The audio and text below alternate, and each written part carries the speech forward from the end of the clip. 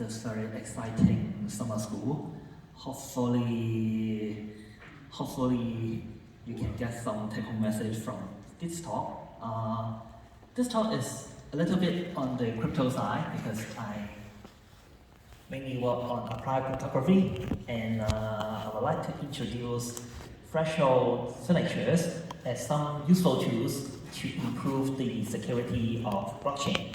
So without further ado, let's start. Well, same as Demetrius, I also include metaverse, but I also need to remark that metaverse and blockchain, metaverse is not a subset of blockchain, or maybe we could put it the other way, blockchain facilitate the development of metaverse. Anyway, we see very exciting development trend from cryptocurrency. Then we have a decentralized computing platform.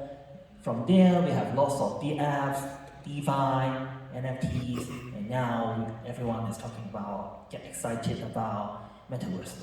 But for blockchain to really become part of our daily life, there are still a lot of challenges, and I believe many of the speakers also mentioned this in their insightful talks, including regulation, auditing, and the price volatility of cryptocurrency. And from the technical aspect, we always have efficiency issue, privacy issue, and the security issues.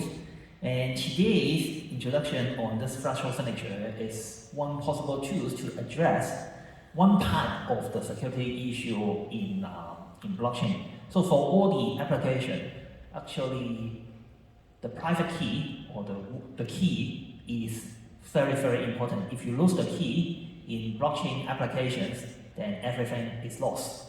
Or if someone is able to steal your key, then he can do everything on your behalf. This is a more severe problem compared with the traditional applications, because in a centralized application, you can always ask the authority to reset your key or your credential, but in the blockchain world, it's kind of more difficult to do that.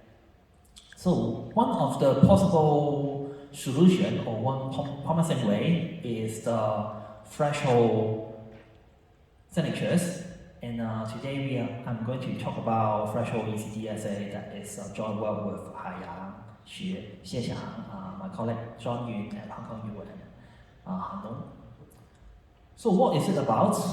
Threshold digital signatures, I mentioned that it can be used to improve security. The reason is that it's always safer to put the eggs in multiple baskets. So in threshold cryptography, the key will be stored in multiple servers, so that even if some of the servers get compromised, the overall security remains unchanged. So in simplest case, maybe we do 2 out of 2 threshold signatures. In order to generate a signature, you need to attack, you need to compromise both servers. Now this is kind of different from multi-sig, because in a multi-sig, you have 2 signatures to authorize a transaction. But in threshold cryptography, the final signature is still the same, just that the generation of the signature requires the cooperations of all the servers storing the part of the keys. So maybe a user can store his key in his mobile phone for one share, and another share may be in his cloud server, and then maybe one share is in the exchange, so that every time a signature is needed, 2 out of the 3 servers is needed.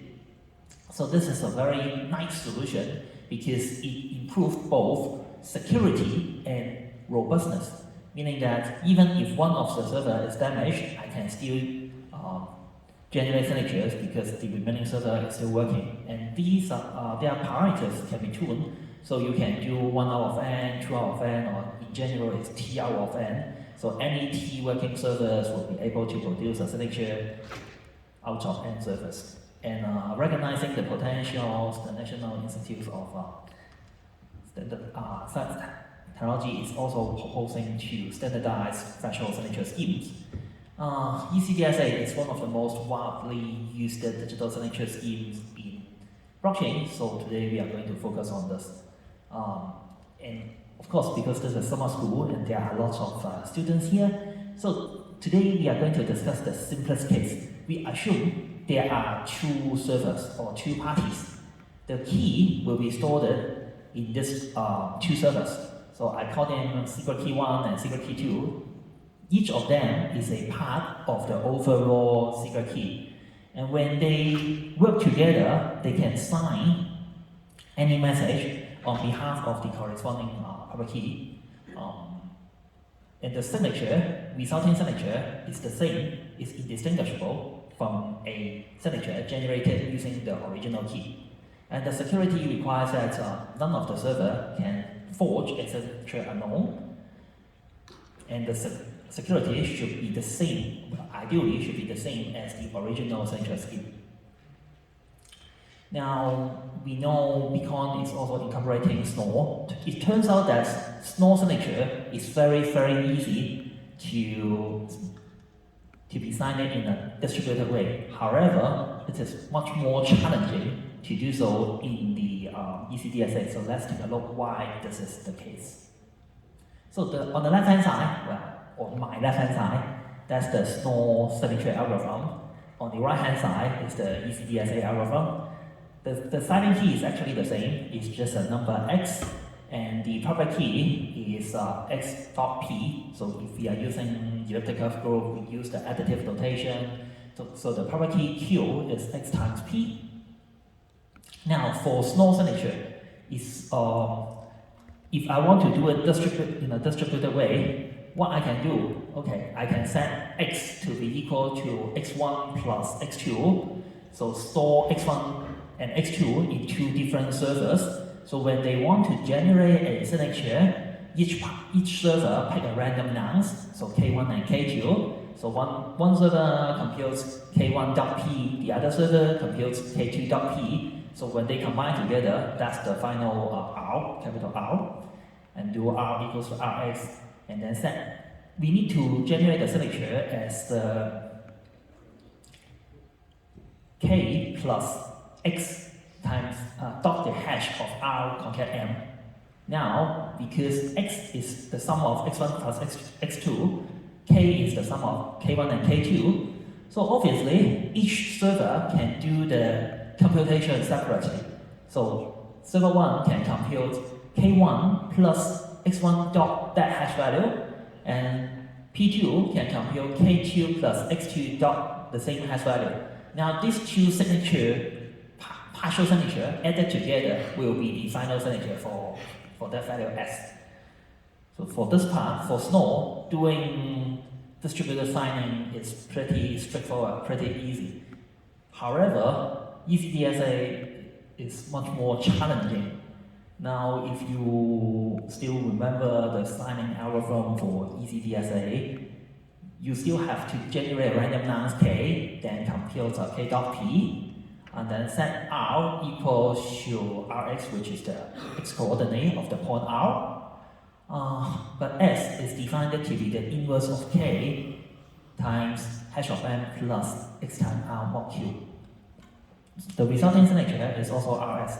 Now the challenge is, okay, you need to think of a way to share the nonce k, and then think of a way to compute k inverse and k inverse times x from those shares. Turns out that it's not that straightforward. Luckily, in cryptography, we always have some very, very powerful tool. Many of you probably know secure multi-party computation. That means party A has some secret input, party 2 has some secret input. They together can compute something without revealing their secret input. So if we use secure multi-party computation, it is always possible for the two parties to compute the desired outcome without leaking their individual secret input. Now, the second goal of my talk is actually to illustrate that, at least in this case, secure multi-party computation is not too difficult for two-party ECDSA. So let's just consider this building block. We call it a multi-to-add protocol, MTA, which is a secure multi-party computation protocol in which we forget about the ECDSA, just focus on the protocol alone. Assume party 1 has a private input A, party 2 has a private input B. They would like to compute A times B equals to alpha. They would like to find alpha and beta, so that alpha plus beta equals to A times B, without revealing this A and B to each other and without revealing alpha and beta to each other. So this is a protocol, secure computation protocol, and at this point, just trust me, this can be done. And suppose this can be done, then ECDSA can be signed in a threshold manner easily. So to see how, let's focus on the second part of the signature. S equals to K inverse times the hash of M plus X dot X times R. So if we can do multi-party computation to split the product of two secret inputs to the sum of two secret inputs. So obviously, assume that the nonce K would be like K1 times K2, then the two party can work out K1 inverse times M and K1 inverse times K2 inverse times M and split it to alpha plus beta using the MTA protocol. So the first part is done. Then we can also assume X is shared using a multiplicative share, so that X equals to X1 times X2. Then we can do, actually I have the slide here.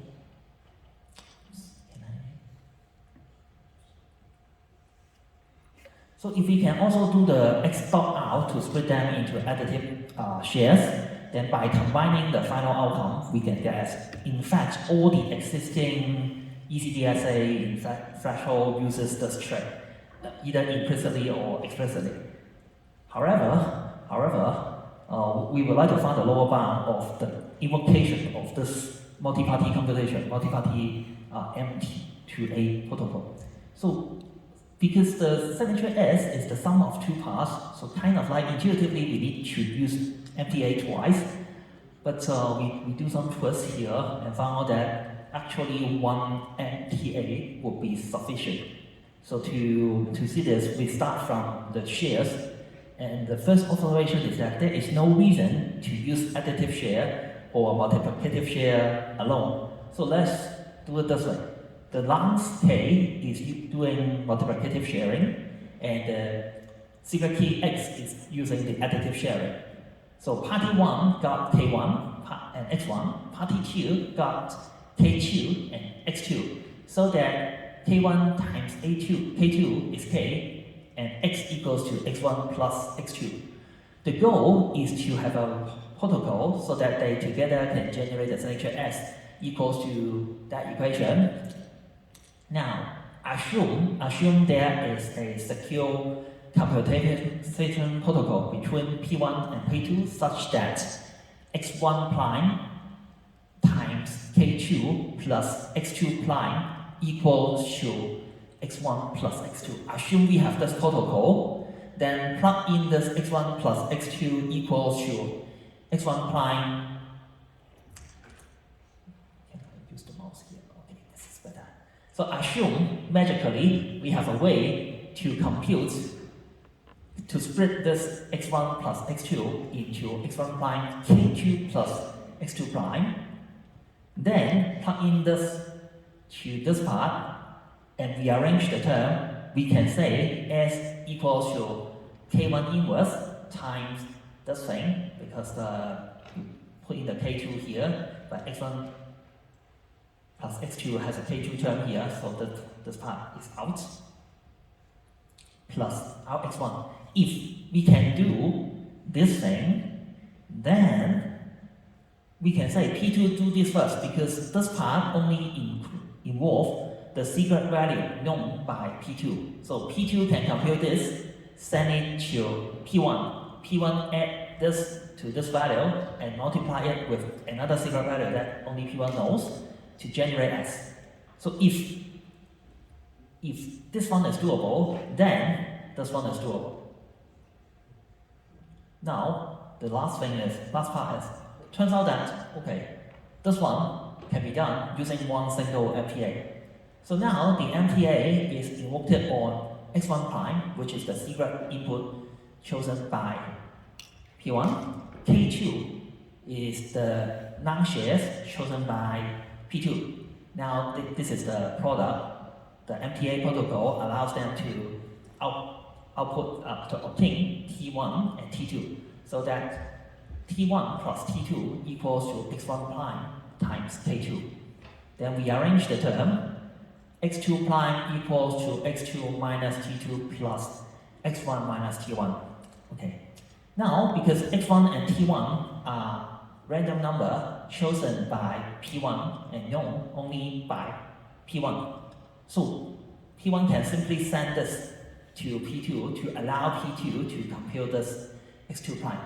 So basically, by using one MTA computation, we can achieve this equation.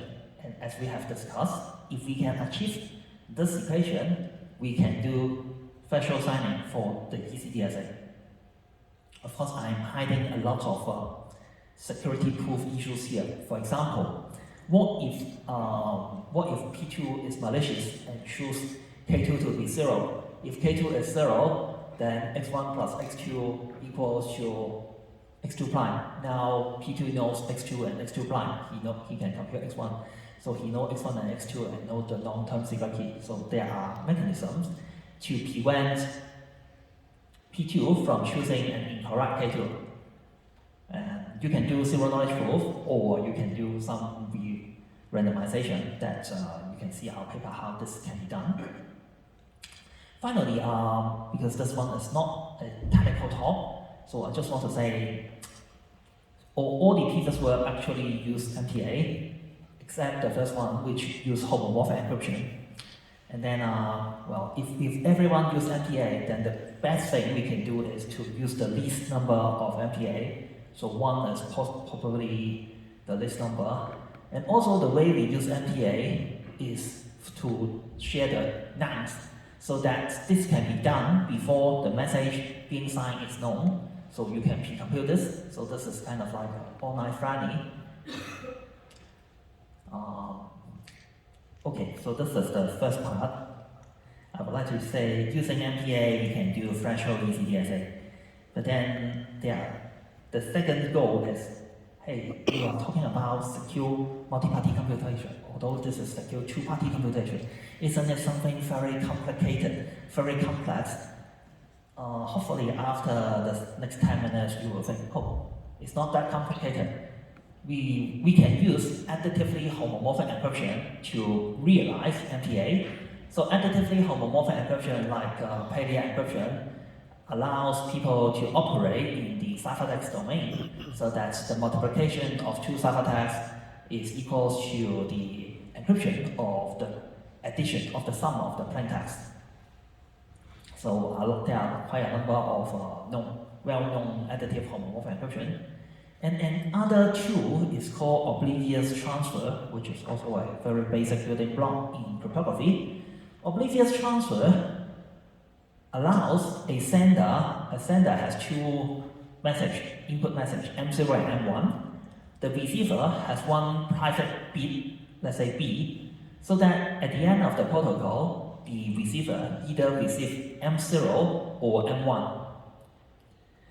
The security requirement of oblivious transfer, or why do we call this oblivious transfer? The reason is that the sender does not know which message has been sent. So the receiver picked one of the message and then obtained that message. The other message, he got no information on this. But the sender knows nothing about which message has been received. Kind of like a strange or amazing or fascinating, I don't know how to explain, surprising idea. But it's kind of easy to construct. So this is the so-called the simplest protocol for OT. Of course, there are other protocols that is more efficient, but this one is the easiest to understand. Let's say the sender has two messages, M0 and M1, receiver. Now the choice, I call it C, so he would like to obtain M subscript C. That means either M0 or M1. Now the idea is, I pick two so-called two public keys in the DC Harmon key exchange, So either if c equals to 0, I set b equals to g to the power of b. If c equals to 1, I pick b equals to a times g to the power of b. Think of it this way. I only know the square log of b out of those two values, and then I send b to the sender. Sender computes two different keys. One is b to the a, one is b divided by a to the power of a. So because one of this b is set to be AGB, meaning that one of the key can be computed by the receiver, but the other key cannot be computed by the receiver. Now, the sender then encrypt both messages. So use this key to encrypt M0, use this key to encrypt M1, send the ciphertext to his receiver. Receiver only know one key, which is a to the power of b, and hash it, and decrypt this to get the message. In this way, because this two value looks indistinguishable, so the sender does not know which value has been received, and the receiver only learns one out of the two messages. So not too difficult to realize, but now with this tool, we can also realize the MTA protocol. So using homomorphic encryption to realize MTA kind of easier to understand. So I would like to so one guy got A, the other guy got B, and then they would like to compare alpha and beta, so that alpha plus beta equals to A times B. So what can I do? P2 generate a public key of the PDA homomorphic encryption, encrypt his private input B, send it to send it to P1. P1 pick a random value alpha prime, and then operate on the homomorphic coding. So that means encrypt this alpha prime, add this to the A times ciphertext. So what this is will be the encryption of alpha prime plus AB. So this thing becomes the ciphertext of alpha prime plus AB, and send it back to him. And this thing will be treated as beta. So because this thing is alpha prime plus AB, so when I say I can set alpha to be negative alpha prime, then this thing is done. So alpha plus beta will be A times B. Another way to do MTA is to use OT. So now party 2's input is A, party 1's input is B, but I would like to express this B in binary form. So B is B. The first bit is 0, second bit is 1, so on, B1, so on and so forth. Now this, then we use OT. For each bit position, we do 2i times A plus a random number Si as the first message. The second message will be Si. Now in the OT, according to the bit, it picks either 2i times A or 2i times A plus Si or just pick Si. In that case, after picking everything, and if I add them together, is actually, if you think of it this way, this is actually the multiplication. If you set Si to 0, this thing is actually the multiplication of A and B, because each B is a bit, and whether or not we should add 2i to this, add 2ia to the sum depends on the bit B. So this is the multiplication of A and B.